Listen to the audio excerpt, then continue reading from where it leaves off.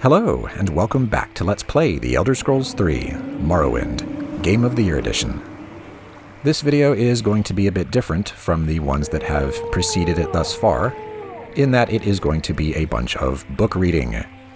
Yes, Morrowind and The Elder Scrolls as a series is chock full of lore, much of which is expressed through books.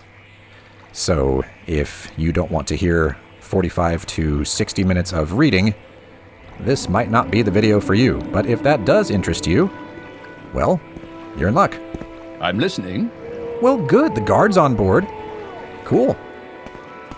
Well, kinda cool. Almost didn't see you in all this. Yeah, I wish that were the case, because the first book that we're gonna read, I don't know if it can be found anywhere else in the game, but I know it's in here. This is Eldifire's house, and it is locked. Fedar's... What is this about? This is about breaking into Eldifire's house, actually, to answer your question. Fedar's gonna have to break in there in broad daylight, foggy though it may be, with everybody standing around, just waiting for him to do it. He's going to be caught, and he's going to have to pay a fine. You want something, friend? Thing is, when you get caught, and when you pay that fine, you've got to turn over all your stolen goods. And as you'll recall, Fedar did a bit of looting at the beginning of the game, so like half his stuff is flagged stolen. So I'm going to dump everything on the ground, do the lock picking, get caught, pay the fine, and then come pick everything back up again. I'm going to do all the inventory dumping off the video, though, because who wants to watch that? So, in a moment it will all be gone.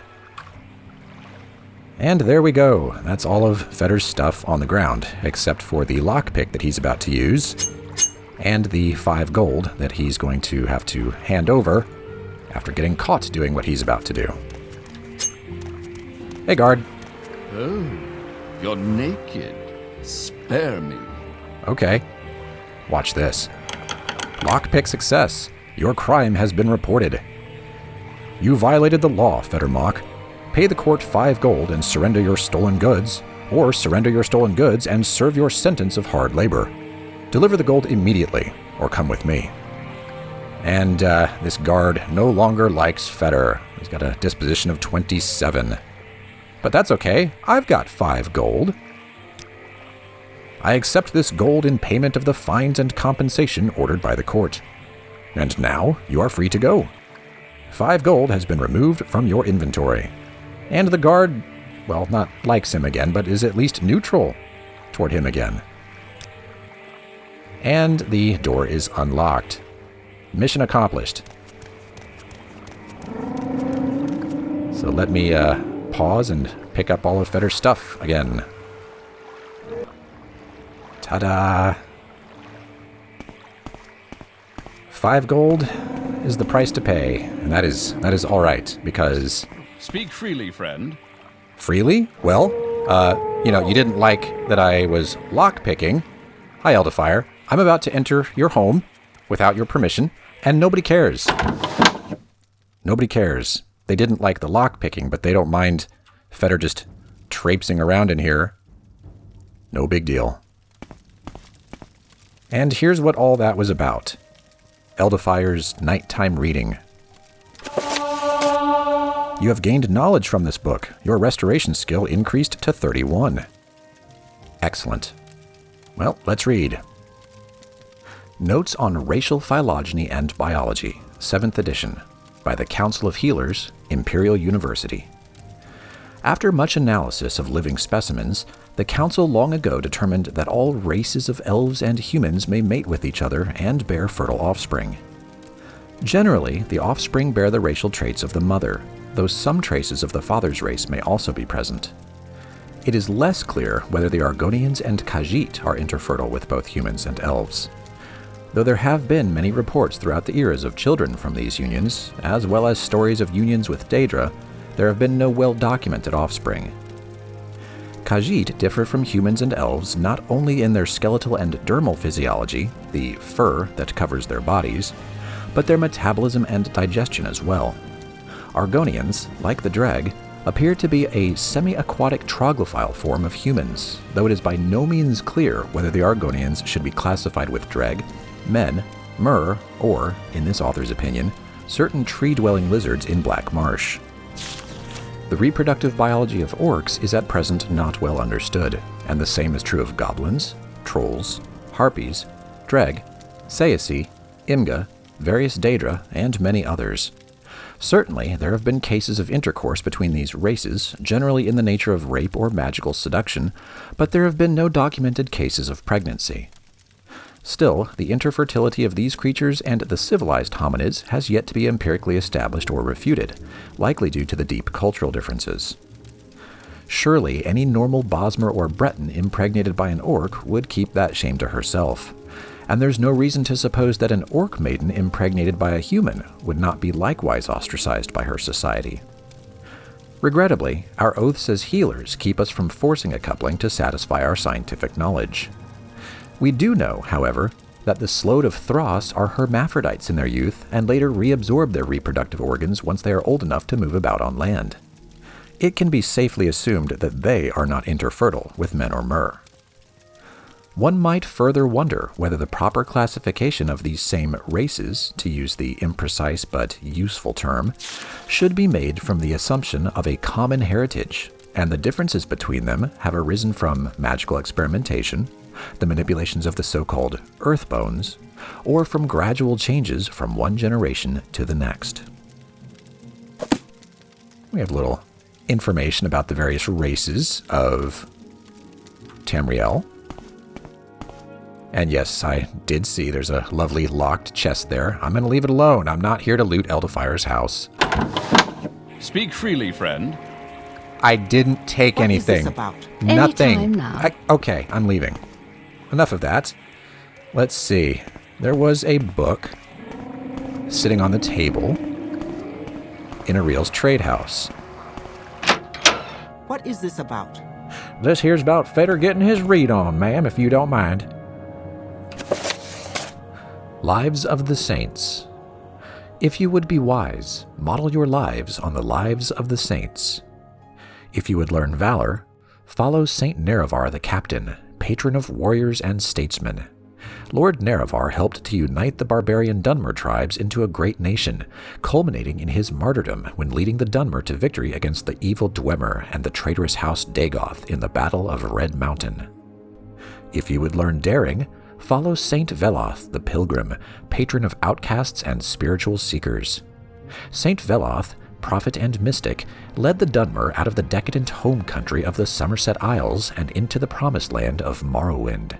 Saint Veloth also taught the difference between the good and bad Daedra, and won the aid of the good Daedra for his people while teaching how to carefully negotiate with the bad Daedra. If you would learn generosity, follow Saint Rilms the Barefooted, patron of pilgrims and beggars.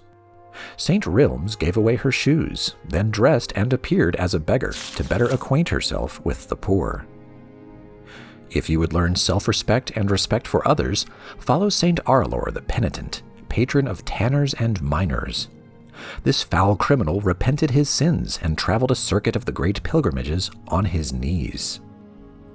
If you would learn mercy and its fruits, follow Saint Seren the Merciful, patron of brewers, bakers, distillers.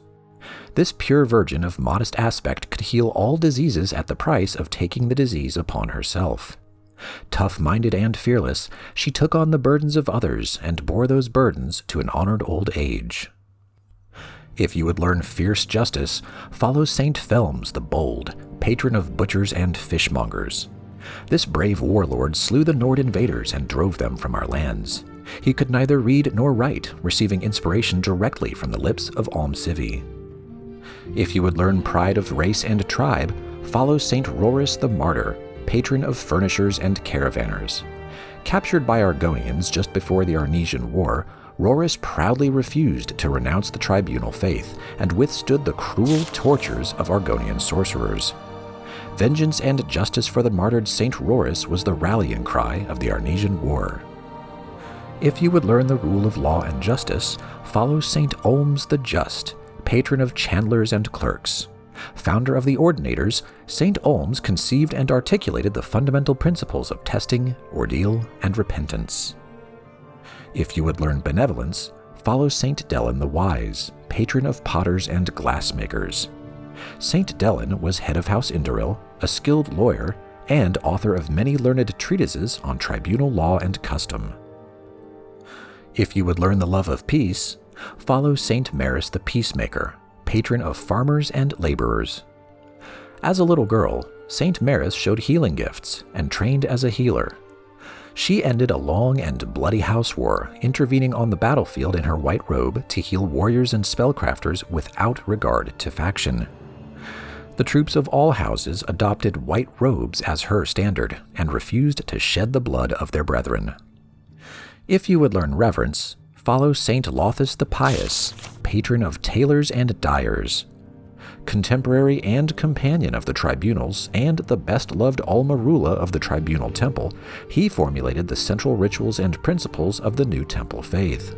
St. Lothus is the symbolic mortal bridge between the gods and the faithful, and the archetypal priest. Okay, cool. Sniff to you too, Ariel. To what do I owe the pleasure, Dunmer? I don't know, you're the one sniffing the air.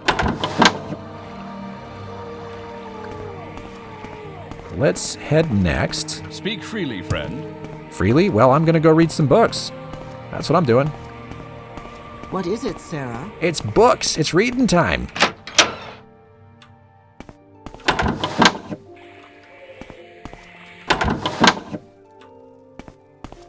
In here, we have the brief history of the Empire. All right, I'm listening. Really? You want to hear a Dunmer read a bunch of books to you? Okay. A brief history of the Empire, Part 1. Nope, we're not going to do that. That would destroy my my vocal cords. Absolutely and utterly destroy them. Anyway. A Brief History of the Empire, Part 1, by Stronach Cathaj III, Imperial Historian. Before the rule of Tiber Septim, all Tamriel was in chaos. The poet Trachis called that period of continuous unrest days and nights of blood and venom. The kings were a petty lot of grasping tyrants who fought Tiber's attempts to bring order to the land. But they were as disorganized as they were dissolute, and the strong hand of Septim brought peace forcibly to Tamriel. The year was Second Era 896. The following year, the emperor declared the beginning of a new era. Thus began the Third Era, Year Aught. For 38 years, the Emperor Tiber reigned supreme. It was a lawful, pious, and glorious age, when justice was known to one and all, from serf to sovereign. On Tiber's death, it reigned for an entire fortnight, as if the land of Tamriel itself was weeping. The emperor's grandson, Pelagius, came to the throne. Though his reign was short, he was as strong and resolute as his father had been, and Tamriel could have enjoyed a continuation of the Golden Age. Alas, an unknown enemy of the Septim family hired that accursed organization of cutthroats, the Dark Brotherhood, to kill the Emperor Pelagius I as he knelt at prayer at the Temple of the One in the Imperial City. Pelagius I's reign lasted less than 3 years. Pelagius had no living children, so the crown imperial passed to his first cousin, the daughter of Tiber's brother Agnereth. Kintyra, former queen of Silvanar, assumed the throne as Kintyra I. Her reign was blessed with prosperity and good harvests, and she herself was an avid patroness of art, music, and dance. Kintyra's son was crowned after her death, the first emperor of Tamriel to use the imperial name Uriel. Uriel I was the great lawmaker of the Septim dynasty and a promoter of independent organizations and guilds. Under his kind but firm hand, the Fighters Guild and the Mages Guild increased in prominence throughout Tamriel. His son and successor, Uriel II, reigned for 18 years, from the death of Uriel I in 3rd Era 64 to Pelagius II's accession in 3rd Era 82. Tragically, the rule of Uriel II was cursed with blights, plagues, and insurrections. The tenderness he inherited from his father did not serve Tamriel well, and little justice was done. Pelagius II inherited not only the throne from his father, but the debt from the latter's poor financial and judicial management. Pelagius dismissed all of the elder council and allowed only those willing to pay great sums to resume their seats. He encouraged similar acts among his vassals, the kings of Tamriel, and by the end of his 17-year reign, Tamriel had returned to prosperity.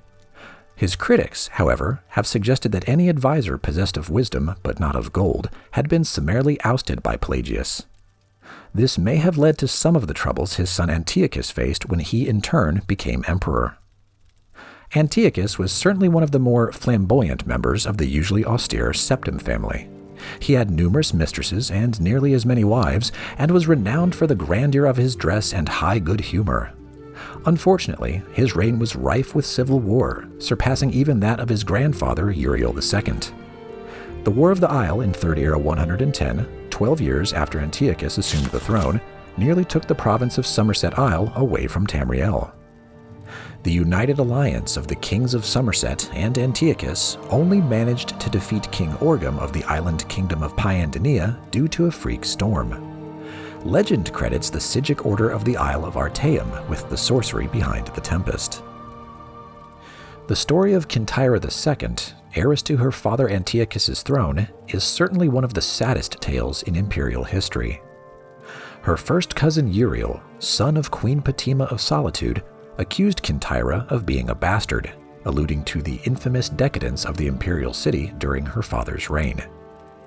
When this accusation failed to stop her coronation, Uriel bought the support of several disgruntled kings of High Rock, Skyrim, and Morrowind, and with Queen Patima's assistance, he coordinated 3 attacks on the Septim Empire. The first attack occurred in the Iliac Bay region, which separates High Rock and Hammerfell. Kintyra's entourage was massacred, and the Empress taken captive. For 2 years, Kintyra II languished in an imperial prison believed to be somewhere in Glenpoint or Glenmoril before she was slain in her cell under mysterious circumstances. The second attack was on a series of imperial garrisons along the coastal Morrowind Islands. The Empress's consort Contin Eryx fell defending the forts.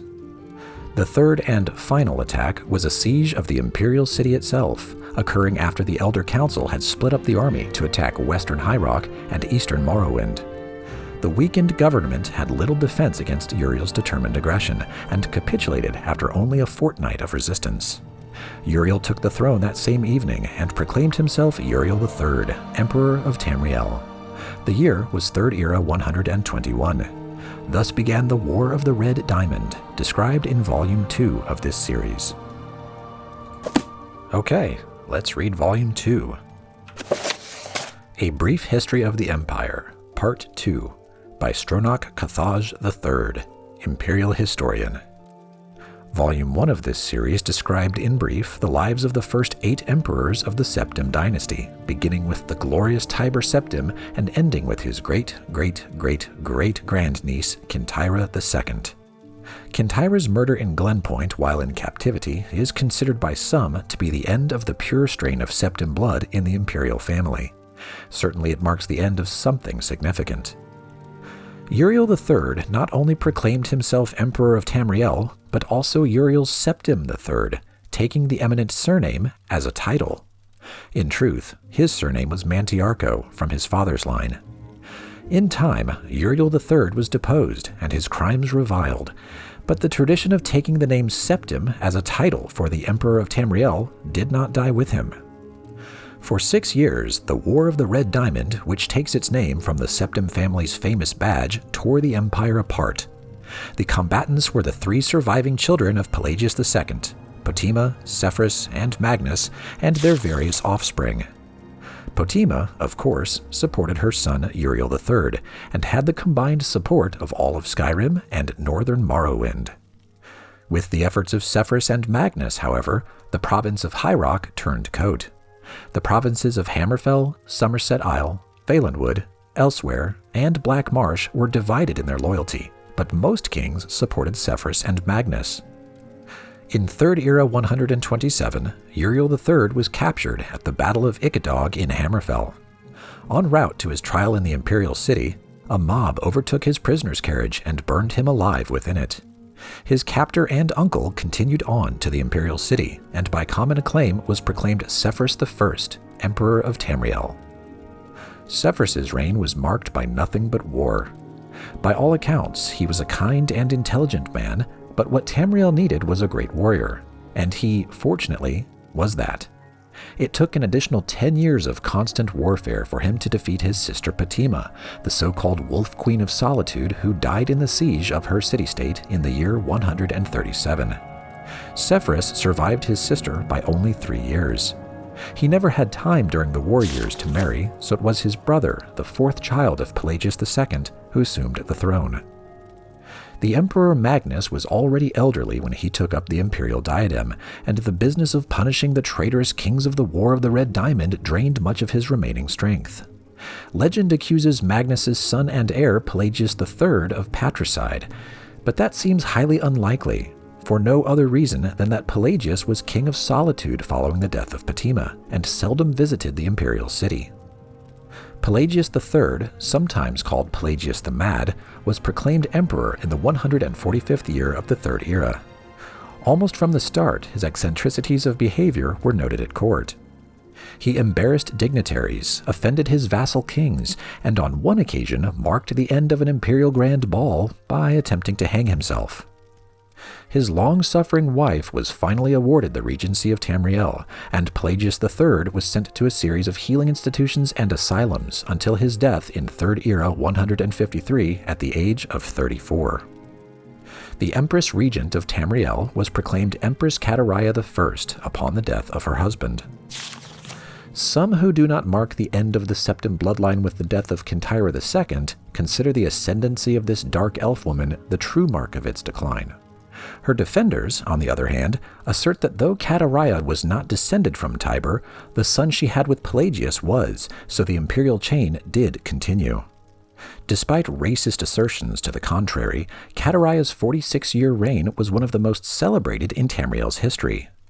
Uncomfortable in the imperial city, Kataraya traveled extensively throughout the empire, such as no emperor ever had since Tiber's day.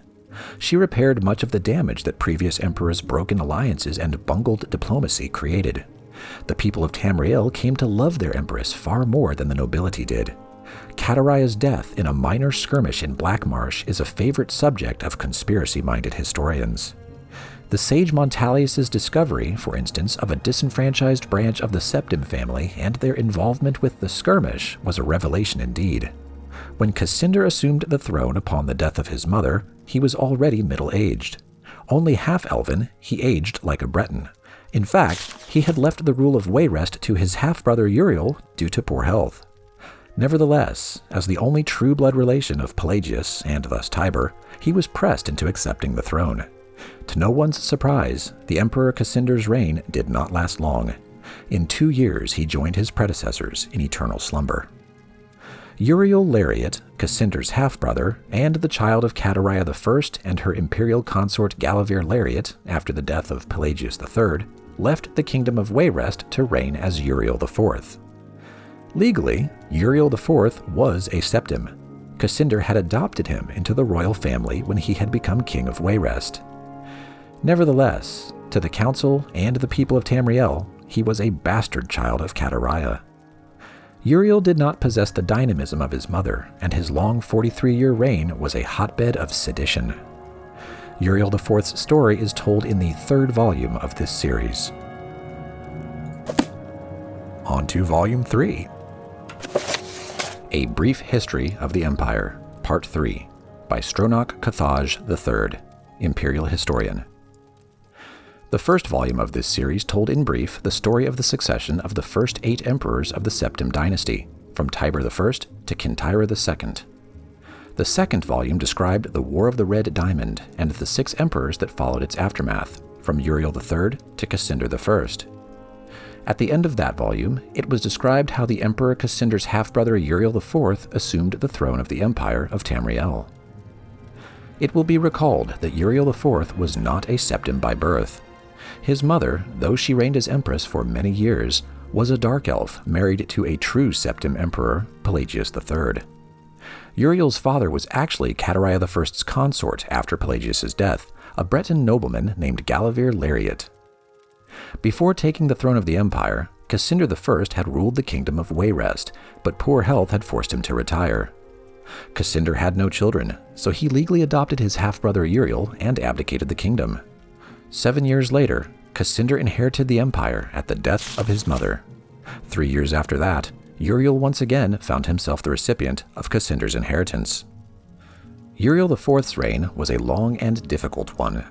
Despite being a legally adopted member of the Septim family, and despite the Lariat family's high position, indeed, they were distant cousins of the Septims, few of the Elder Council could be persuaded to accept him fully as a blood descendant of Tiber. The council had assumed much responsibility during Catariah I's long reign and Cassandra I's short one, and a strong-willed alien monarch like Uriel IV found it impossible to command their unswerving fealty. Time and again, the council and emperor were at odds, and time and again, the council won the battles.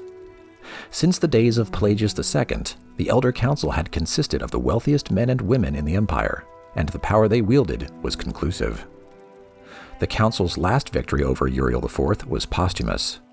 Andorak, Uriel IV's son, was disinherited by vote of council, and a cousin more closely related to the original Septim line was proclaimed Sephirus II in 3rd Era 268. For the first 9 years of Sephirus II's reign, those loyal to Andorak battled the imperial forces. In an act that the sage Erentine called Tiber Septim's heart beating no more, the council granted Andorak the High Rock kingdom of Shornhelm to end the war, and Andorak's descendants still rule there. By and large, Sephirus II had foes that demanded more of his attention than Andorak.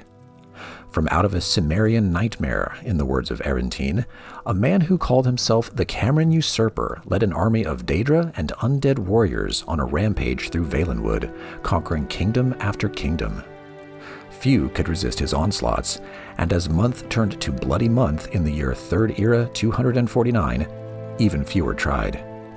Sephirus II sent more and more mercenaries into Hammerfell to stop the usurper's northward march, but they were bribed or slaughtered and raised as undead. The story of the Cameron Usurper deserves a book of its own. It is recommended that the reader find Palo Ilthre's The Fall of the Usurper for more detail. In short, however, the destruction of the forces of the usurper had little to do with the efforts of the emperor. The result was a great regional victory, and an increase in hostility toward the seemingly inefficacious empire. Uriel V, Sephirus II's son and successor, swiveled opinion back toward the latent power of the empire. Turning the attention of Tamriel away from internal strife, Uriel V embarked on a series of invasions beginning almost from the moment he took the throne in 3rd Era 268. Uriel V conquered Roscrea in 271, Cathnaque in 276, Ineslia in 279, and Esroniet in 284. In 3rd Era 288, he embarked on his most ambitious enterprise, the invasion of the continent kingdom of Akavir. This ultimately proved a failure, for 2 years later, Uriel V was killed in Akavir on the battlefield of Ionith. Nevertheless, Uriel V holds a reputation second only to Tiber as one of the 2 great warrior emperors of Tamriel. The last 4 emperors, beginning with Uriel V's infant son, are described in the 4th and final volume of this series. Book 4, right there. A Brief History of the Empire, Part 4, by Stronach Cathaj III, Imperial Historian. The first book of this series described, in brief, the first 8 emperors of the Septim dynasty, beginning with Tiber I. The second volume described the War of the Red Diamond and the 6 emperors who followed. The third volume described the troubles of the next 3 emperors, the frustrated Uriel IV, the ineffectual Sephirus II, and the heroic Uriel V. On Uriel V's death across the sea in distant, hostile Akavir, Uriel VI was but 5 years old. In fact, Uriel VI was born only shortly before his father left for Akavir. Uriel V's only other progeny, by a morganatic alliance, were the twins Morihatha and Eloisa, who had been born a month after Uriel V left. Uriel VI was crowned in the 290th year of the Third Era. The imperial consort Thonica, as the boy's mother, was given a restricted regency until Uriel VI reached his majority. The Elder Council retained the real power, as they had ever since the days of Catariah I. The council so enjoyed its unlimited and unrestricted freedom to promulgate laws and generate profits that Uriel VI was not given full license to rule until 307, when he was already 22 years old. He had been slowly assuming positions of responsibility for years, but both the council and his mother, who enjoyed even her limited regency, were loath to hand over the reins. By the time he came to the throne, the mechanisms of government gave him little power except for that of the imperial veto. This power, however, he regularly and vigorously exercised. By 313, Uriel VI could boast with conviction that he truly did rule Tamriel. He utilized defunct spy networks and guard units to bully and coerce the difficult members of the Elder Council. His half-sister Morihatha was, not surprisingly, his staunchest ally, especially after her marriage to Baron Ulfa Gerson of Winterhold brought her considerable wealth and influence. As the sage Ugarij said, Uriel V conquered Esroniet, but Uriel VI conquered the Elder Council. When Uriel VI fell off a horse and could not be resuscitated by the finest imperial healers, his beloved sister Morihatha took up the imperial tiara. At 25 years of age, she had been described by admittedly self-serving diplomats as the most beautiful creature in all of Tamriel. She was certainly well-learned, vivacious, athletic, and a well-practiced politician. She brought the Archmagister of Skyrim to the Imperial City and created the second Imperial Battle Mage since the days of Tiber Septim. Morihatha finished the job her brother had begun and made the imperial province a true government under the Empress, and later the Emperor. Outside the imperial province, however, the empire had been slowly disintegrating. Open revolutions and civil wars had raged unchallenged since the days of her grandfather Severus II. Carefully coordinating her counterattacks, Morihatha slowly claimed back her rebellious vassals, always avoiding overextending herself. Though Morihatha's military campaigns were remarkably successful, her deliberate pace often frustrated the council. One councilman, an Argonian who took the Colovian name of Thorocles Romus, furious at her refusal to send troops to his troubled Black Marsh, is commonly believed to have hired the assassins who claimed her life in Third Era 339. Romus was summarily tried and executed, though he protested his innocence to the last.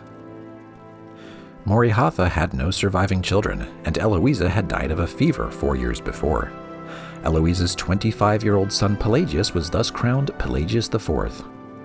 Pelagius IV continued his aunt's work, slowly bringing back under his wing the radical and refractory kingdoms, duchies, and baronies of the empire. He exercised Morihatha's poise and circumspect pace in his endeavors, but alas, he did not attain her success. The kingdoms had been free of constraint for so long that even a benign imperial presence was considered odious.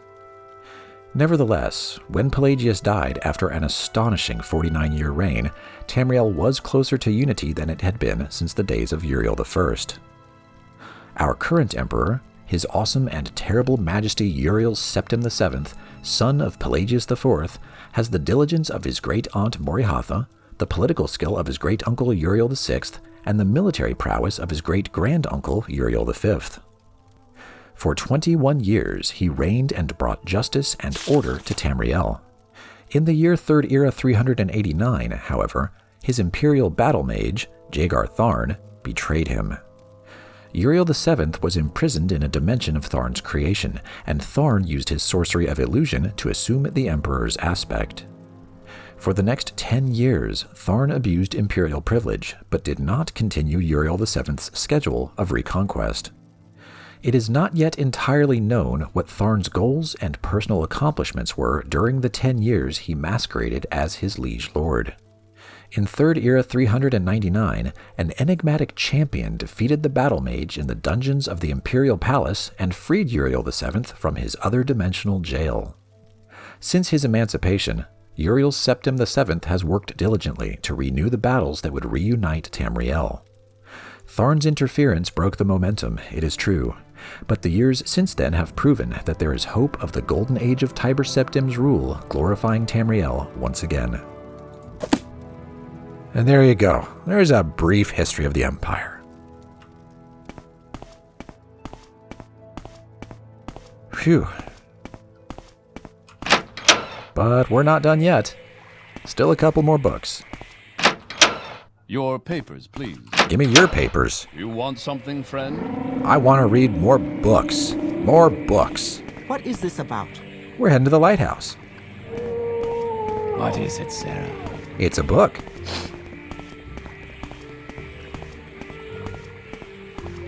It's a book at the top of the lighthouse.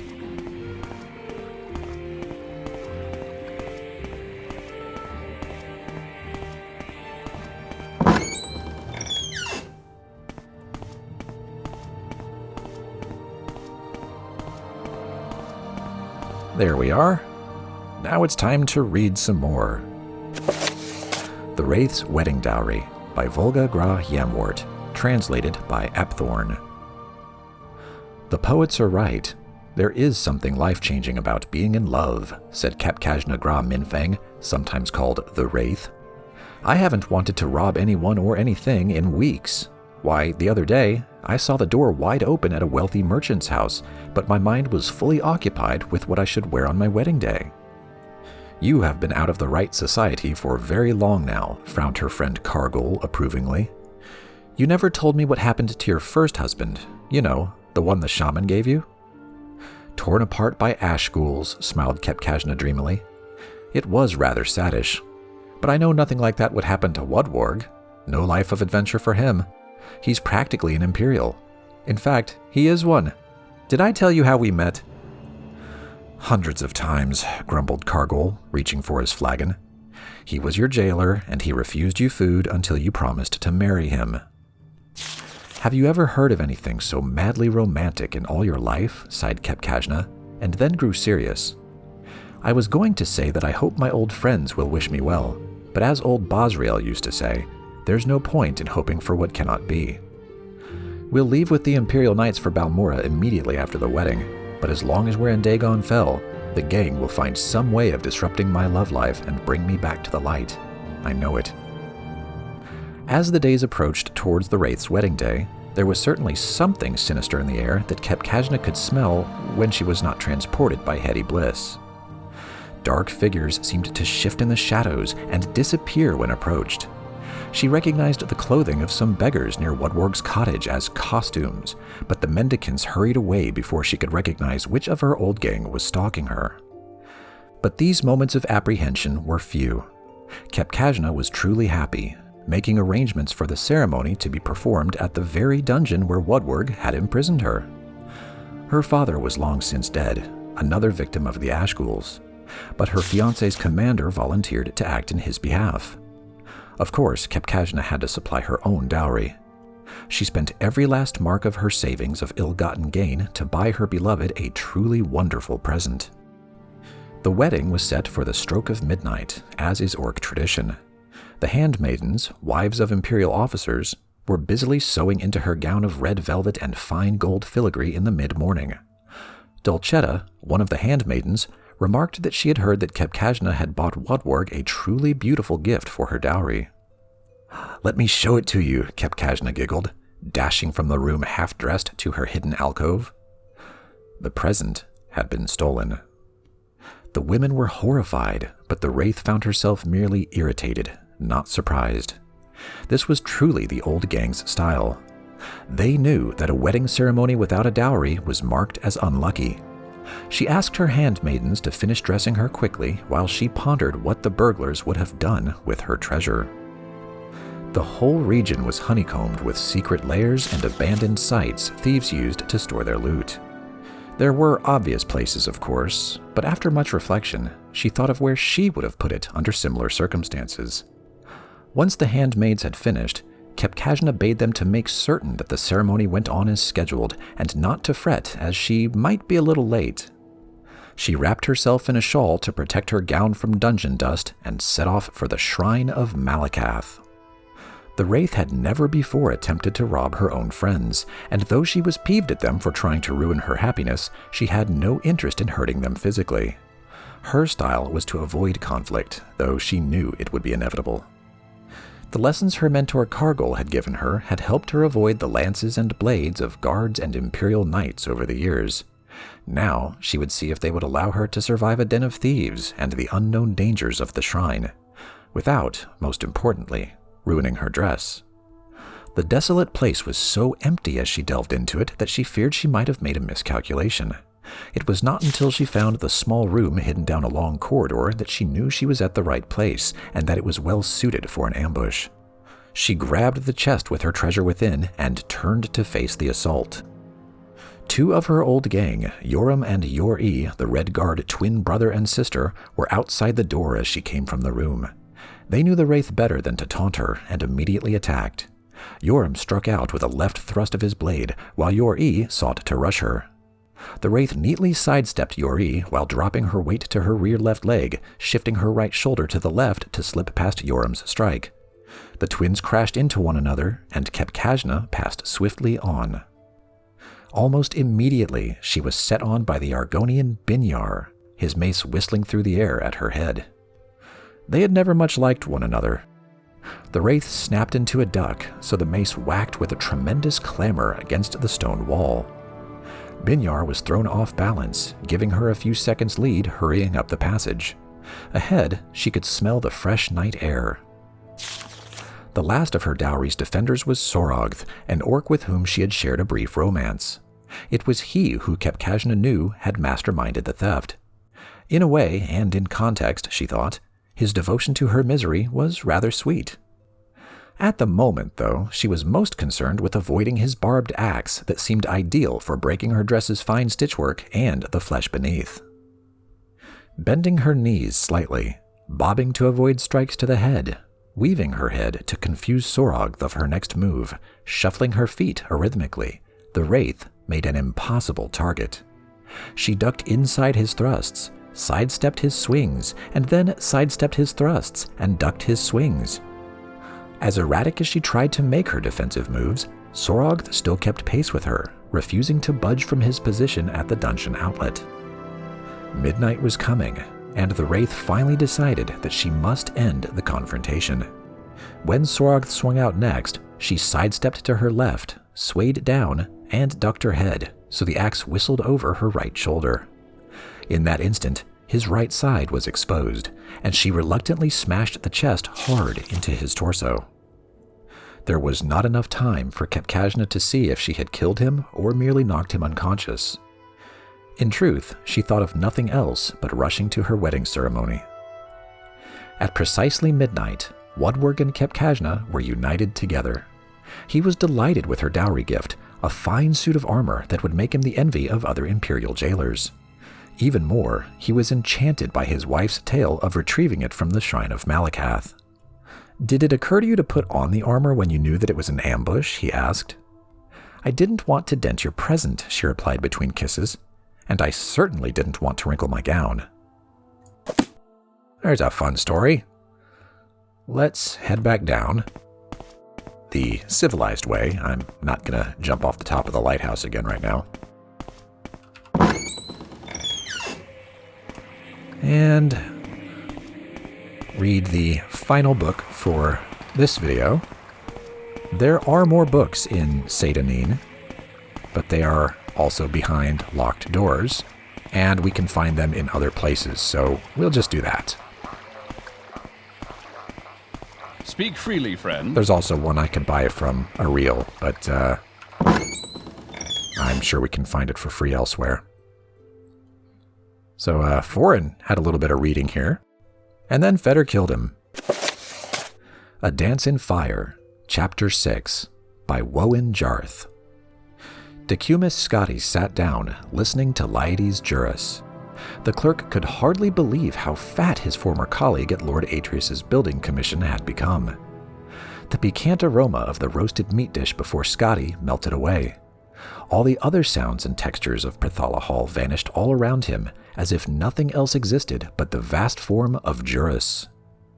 Scotty did not consider himself an emotional man, but he felt a tide flow over him at the sight and sound of the man whose badly written letters had been the guideposts that carried him from the Imperial City back in early Frostfall. "Where have you been?" Juris demanded again. "I told you to meet me in Falinesti weeks ago." I was there weeks ago," Scotty stammered, too surprised to be indignant. "I got your note to meet you in Athe, and so I went there. But the Khajiit had burned it to the ground. Somehow I found my way with the refugees in another village, and someone there told me that you had been killed." "And you believed that right away?" Juris sneered. "The fellow seemed very well informed about you. He was a clerk from Lord Vannick's building commission named Reglius, and he said that you had also suggested that he come down to Valenwood to profit from the war." "Oh yes," said Juris after thinking a moment. "I recall the name now. Well, it's good for business to have 2 representatives from Imperial building commissions here. We just need to all coordinate our bids, and all should be well." "Reglius is dead," said Scotty. "But I have his contracts from Lord Vannick's commission." "Even better," gasped Juris, impressed. "I never knew you were such a ruthless competitor to Cumis, Scotty. Yes, this could certainly improve our position with the Sylvanar. Have I introduced you to Bast here?" Scotty had only been dimly aware of the Bosmer's presence at the table with Juris, which was surprising given that the Mersgirth nearly equaled his dining companion. The clerk nodded to Bast coldly, still numb and confused. It had not left his mind that only an hour earlier, Scotty had intended to petition the Sylvanar for safe passage through the border back to Cyrodiil. The thought of doing business with Juris, after all, of profiting from Valenwood war with Elsewhere, and now the second one with the Somerset Isle, seemed like something happening to another person. "Your colleague and I were talking about the Sylvanar," said Bast, putting down the leg of mutton he had been gnawing on. "I don't suppose you've heard about his nature." "A little, but nothing very specific. I got the impression that he's very important and very peculiar." "He's the representative of the people, legally, physically, and emotionally," explained Juris, a little annoyed at his new partner's lack of common knowledge. "When they're healthy, so is he. When they're mostly female, so is he. When they cry for food or trade or an absence of foreign interference, he feels it too and makes laws accordingly. In a way, he's a despot, but he's the people's despot." "That sounds," said Scotty, searching for the appropriate word, "like bunk." "Perhaps it is," shrugged Bast. "But he has many rights as the voice of the people, including the granting of foreign building and trade contracts. It's not important whether you believe us. Just think of the Sylvanar as being like one of your mad emperors, like Pelagius. The problem facing us now is that since Valenwood is being attacked on all sides, the Sylvanar's aspect is now one of distrust and fear of foreigners. The one hope of his people, and thus of the Sylvanar himself, is that the Emperor will intervene and stop the war." "Will he?" asked Scotty. "You know as well as we do that the Emperor has not been himself lately. Juris helped himself to Reglius's satchel and pulled out the blank contracts. Who knows what he'll choose to do or not do? That reality is not our concern, but these blessings from the late good Sir Reglius make our job much simpler." They discussed how they would represent themselves to the Sylvanar into the evening. Scotty ate continuously, but not nearly so much as Juris and Bast. When the sun had begun to rise in the hills, its light reddening through the crystal walls of the tavern, Juris and Bast left to their rooms at the palace, granted to them diplomatically in lieu of an actual immediate audience with the Sylvanar. Scotty went to his room. He thought about staying up a little longer to ruminate over Juris's plans and see what might be the flaw in them, but upon touching the cool, soft bed, he immediately fell asleep. The next afternoon, Scotty awoke feeling himself again. In other words, timid. For several weeks now, he had been a creature bent on mere survival. He had been driven to exhaustion, attacked by several jungle beasts, starved, nearly drowned, and forced into discussions of ancient Aldmeri poetical works. The discussion he had with Juris and Bast about how to dupe the Sylvanar into signing their contracts seemed perfectly reasonable then. Scotty dressed himself in his old battered clothes and went downstairs in search of food and a peaceful place to think. "You're up," cried Bast upon seeing him. We should go to the palace now." "Now?" whined Scotty. "Look at me. I need new clothes. This isn't the way one should dress to pay a call on a prostitute, let alone the voice of the people of Valenwood. I haven't even bathed." "You must cease from this moment forward being a clerk and become a student of mercantile trade," said Leiades Juris grandly, taking Scotty by the arm and leading him into the sunlit boulevard outside. "The first rule is to recognize what you represent to the prospective client and what angle best suits you. You cannot dazzle him with opulent fashion and professional bearing, my dear boy, and it would be fatal if you attempted to. Trust me on this. Several others besides Bast and I are guests at the palace, and they have made the error of appearing too eager, too formal, too ready for business. They will never be granted audience with the Sylvanar, but we have remained aloof ever since the initial rejection. I've dallied about the court, spread my knowledge of life in the imperial city, had my ears pierced, attended promenades, eaten and drunk of all that was given to me. I dare say I've put on a pound or two. The message we've sent is clear. It is in his, not our, best interest to meet. Our plan worked," added Bast. "When I told his minister that our imperial representative had arrived, and that we were at last willing to meet with the Sylvanar this morning, we were told to bring you there straight away." "Aren't we late, then?" asked Scotty. "Very," laughed Juris. "But that's again part of the angle we're representing. Benevolent disinterest. Remember not to confuse the Sylvanar with conventional nobility. His is the mind of the common people. When you grasp that, you'll understand how to manipulate him." Juris spent the last several minutes of the walk through the city expounding on his theories about what Valenwood needed, how much, and at what price. They were staggering figures, far more construction and far higher costs than anything Scotty had been used to dealing with. He listened carefully. All around them, the city of Sylvanar revealed itself, glass and flower, roaring winds, and beautiful inertia. When they reached the palace of the Sylvanar, Decumus Scotty stopped, stunned. Juris looked at him for a moment, and then laughed. "It's quite bizarre, isn't it?" That it was. A frozen scarlet burst of twisted, uneven spires as if a rival sun rising. A blossom the size of a village, where courtiers and servants resembled nothing so much as insects walked about it, sucking its ichor. Entering over a bent petal-like bridge, the three walked through the palace of unbalanced walls. Where the partitions bent close together and touched, there was a shaded hall or a small chamber.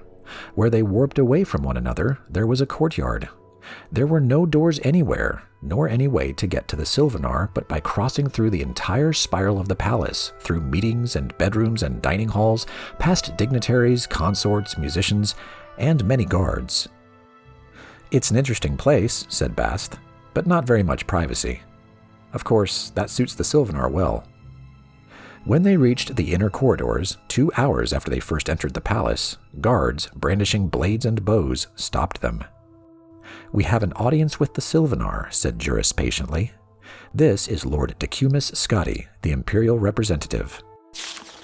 One of the guards disappeared down the winding corridor and returned moments later with a tall, proud Bosmer clad in a loose robe of patchwork leather. He was the Minister of Trade. "The Sylvanar wishes to speak with Lord Decumus Scotty alone." It was not the place to argue or show fear, so Scotty stepped forward, not even looking toward Juris and Bast. He was certain they were showing their masks of benevolent indifference. Following the minister into the audience chamber, Scotty recited to himself all the facts and figures Juris had presented to him. He willed himself to remember the angle and the image he must project. The audience chamber of the Sylvanar was an enormous dome where the walls bent from bowl-shaped at the base inward to almost meet at the top. A thin ray of sunlight streamed through the fissure hundreds of feet above and directly upon the Sylvanar, who stood upon a puff of shimmering gray powder. For all the wonder of the city and the palace, the Sylvanar himself looked perfectly ordinary. An average, blandly handsome, slightly tired-looking, extraordinary wood elf of the type one might see in any capital of the empire. It was only when he stepped from the dais that Scotty noticed an eccentricity in his appearance. He was very short. "I had to speak with you alone," said the Sylvanar in a voice common and unrefined. "May I see your papers?" Scotty handed him the blank contracts from Lord Vannick's building commission. The Sylvanar studied them, running his finger over the embossed seal of the Emperor before handing them back. He suddenly seemed shy, looking to the floor. There are many charlatans at my court who wish to benefit from the wars. I thought you and your colleagues were among them, but those contracts are genuine. Yes, they are, said Scotty calmly. The Sylvanar's conventional aspect made it easy for Scotty to speak, with no formal greetings, no deference, exactly as Juris had instructed. It seems most sensible to begin straight away talking about the roads which need to be rebuilt, and then the harbors that the Altmeri have destroyed. And then I can give you my estimates on the cost of resupplying and renovating the trade routes. Why hasn't the Emperor seen fit to send a representative when the war with Elsewhere began, 2 years ago? Asked the Sylvanar glumly. Scotty thought a moment before replying of all the common Bosmeri he had met in Valenwood. The greedy, frightened mercenaries who had escorted him from the border. The hard-drinking revelers and expert pest-exterminating archers in the western cross of Falinesti. Nosy old Mother Pascost in Havel Slump. Captain Balfix, the poor, sadly reformed pirate. The terrified but hopeful refugees of Athe and Grenos. The mad, murderous, self-devouring wild hunt of Vindizi. The silent, dour boatman hired by Griff Malin. The degenerate, grasping Bast. If one creature represented their total disposition and that of many more throughout the province, what would be his personality? Scotty was a clerk by occupation and nature, instinctively comfortable cataloging and filing, making things fit in a system. If the soul of Valenwood were to be filed, where would it be put? The answer came upon him almost before he posed himself the question. Denial. I'm afraid that question doesn't interest me, said Scotty. Now, can we get back to the business at hand? All afternoon, Scotty and the Sylvanar discussed the pressing needs of Valenwood. Every contract was filled and signed. So much was required, and there were so many costs associated that addendums and codicils had to be scribbled into the margins of the papers, and those had to be re-signed. Scotty maintained his benevolent indifference, but he found that dealing with the Sylvanar was not quite the same as dealing with a simple, sullen child. The voice of the people knew certain practical, everyday things very well. The yields of fish, the benefits of trade, the condition of every township and forest in his province. We will have a banquet tomorrow night to celebrate this commission, said the Sylvanar at last. Best make it tonight, replied Scotty. We should leave for Cyrodiil with the contracts tomorrow, so I'll need a safe passage to the border. We best not waste any more time. Agreed, said the Sylvanar, and called for his Minister of Trade to put his seal on the contracts and arrange for the feast. Scotty left the chamber and was greeted by Bast and Juris. Their faces showed the strain of maintaining the illusion of unconcern for too many hours. As soon as they were out of sight of the guards, they begged Scotty to tell them all. When he showed them the contract, Bast began weeping with delight. Anything about the Sylvanar that surprised you? Asked Juris. I hadn't expected him to be half my height. Was he? Juris looked mildly surprised. He must have shrunk since I tried to have an audience with him earlier. Maybe there is something to all that nonsense about him being affected by the plight of his people. Okay. Let's get Fedar back to where he was at the beginning of the video. You want something, friend? Nope, I'm good. So we just read Notes on Racial Phylogeny, Lives of the Saints, A Brief History of the Empire, Parts 1 through 4, The Wraith's Wedding Dowry, and A Dance in Fire, Chapter 6. We'll get back to the game proper in the next video. So thanks for watching, and I'll see you then.